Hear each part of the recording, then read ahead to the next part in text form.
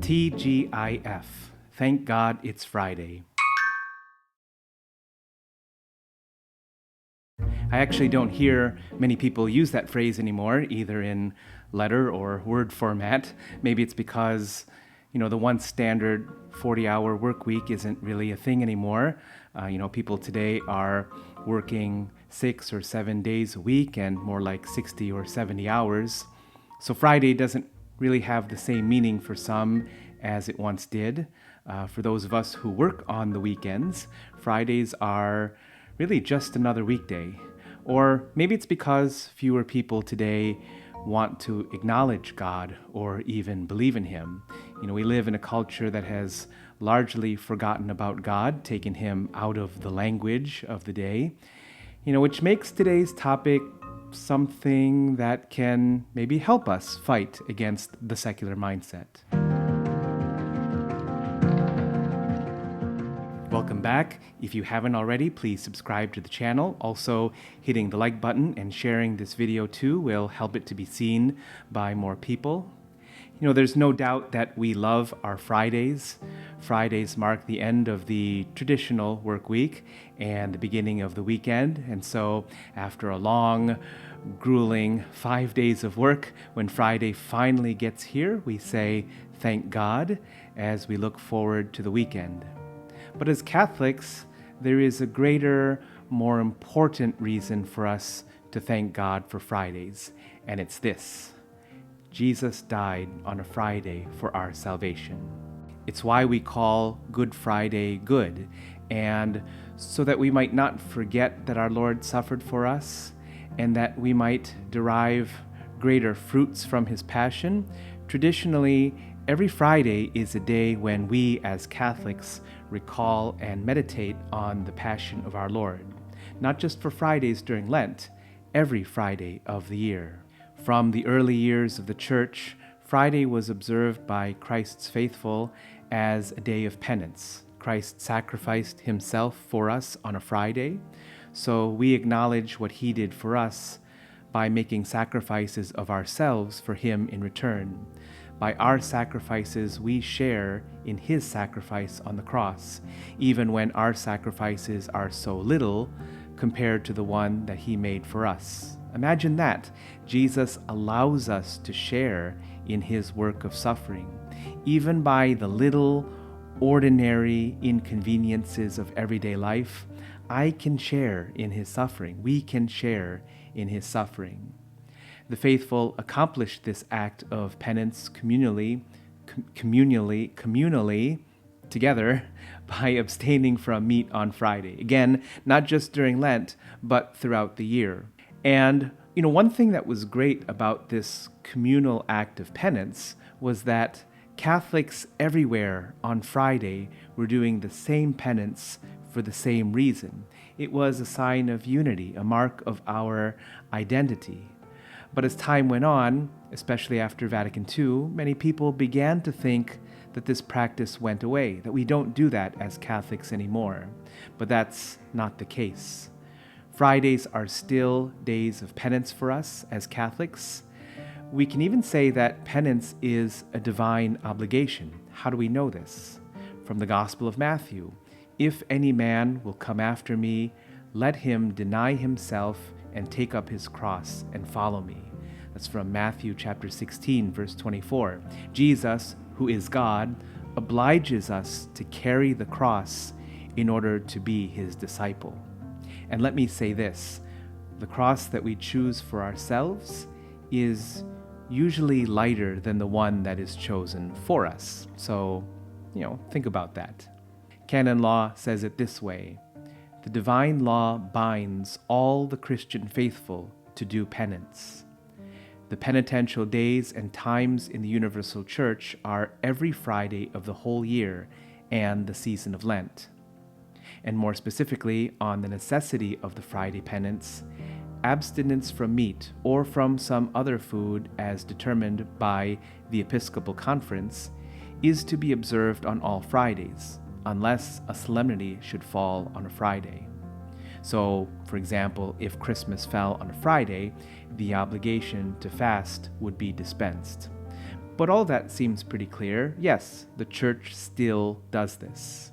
The church still observes Friday as a day of penance. So, what happened that many Catholics don't observe this anymore or are even unaware of this practice? In the late 1960s, Pope Paul VI issued an apostolic constitution on fasting and abstinence. He said, "Penance, therefore, is a religious, personal act which has as its aim love and surrender to God." So he did not say, "Don't do penance." Rather, he spoke about, quote, "the significance and importance of the divine precept of penitence," end quote. But each person was allowed to decide what form of penance to do on Fridays throughout the year. The American bishops followed suit by saying that we don't have to abstain from meat anymore, but we still need to do some act of penance, some act of self-denial. Now, some have said that it's good that we can basically choose our own penance. Perhaps you don't eat meat, or maybe you really love mac and cheese. I know I do. But one problem that I see with this is that abstinence from meat on Fridays was part of our identity, both to ourselves and to the rest of the world. Even non-Catholics knew that giving up meat on Friday was an identity marker for us. This is what we do. But the real problem is that when the requirement to give up meat was no longer a thing, many people took that to mean we don't have to do anything. And so there were two outcomes. One, we lost that identity marker, which was a detriment to ourselves and also with how others saw us. But number two, and most importantly, we lost the spiritual fruits of penance because, quite simply, fewer people were doing it. Think of all the spiritual fruits, all the acts of reparation that were lost over the decades because fewer people were making acts of penance. But there's always a danger when you relax a discipline. Give them an inch and they'll take a mile, as the old saying goes. Relax the discipline, and the discipline itself will eventually go away. As human beings, we take the path of least resistance. So why do we do penance? Well, number one, because the discipline in itself is a good thing, but also to share in the sufferings of the Lord. He suffered for us, we can suffer for Him. We do penance so as to have something to offer to the Lord in reparation for sins, ours and those of the whole world.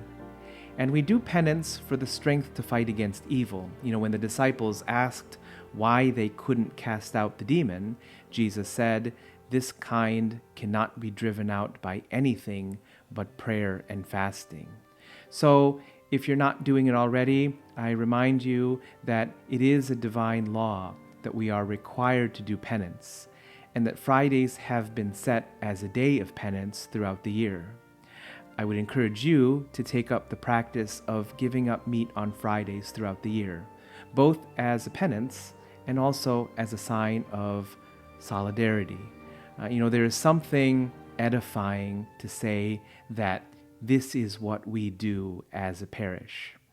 Alternatively, you can take up another penance, give up dessert or alcohol if either of these are your thing, give up television or some other form of entertainment, give up your smartphone. I did a couple of videos about the positive effects of giving up your smartphone. You can look at them up here somewhere.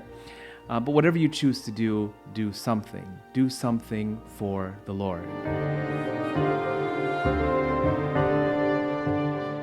But along with that should be some meditation on the Passion. Remember, it's prayer and fasting. Those two things support and strengthen one another. So in addition to your Friday penance, pray the Stations of the Cross. Pray the sorrowful mysteries of the Rosary. Pray the prayer before a crucifix. There are a lot of prayers and devotions that we can do on a Friday. I've posted a link to an article below, down there, that shows or shares, I should say, 10 ways to meditate on Christ's Passion. So you can go there for some other ideas. So that's all for now. Again, thank you for watching. Let me know in the comments below. Is the Friday penance something that you observe? What do you do for Fridays? And don't forget to subscribe, hit the like button, and make sure you share this video with others. I'll see you in the next one, and of course, I'll see you in church. God bless you.